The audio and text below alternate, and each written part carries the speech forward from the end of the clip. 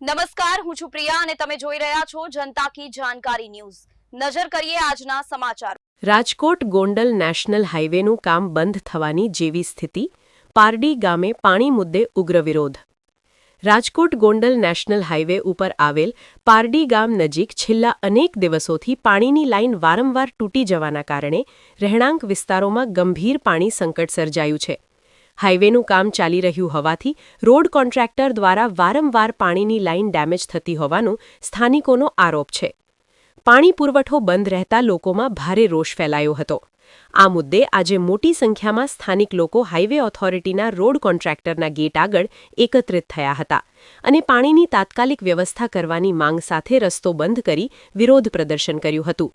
સ્થાનિકોના જણાવ્યા મુજબ જો તંત્ર દ્વારા યોગ્ય ઉકેલ નહીં લાવવામાં આવે તો રાજકોટ ગોંડલ નેશનલ હાઈવેનું કામ સંપૂર્ણપણે બંધ કરાવવાની ફરજ પડશે। ઘટનાને પગલે વિસ્તારમાં તણાવપૂર્ણ સ્થિતિ સર્જાઈ હતી।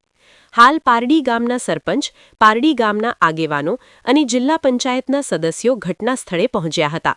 આગેવાનોનું કહેવું છે કે જ્યાં સુધી પાણી નહીં ચાલુ થાય ત્યાં સુધી ગેટ આગળ બેસીશું। કમલેશ વસાણી, શાપર, વેરાવળ।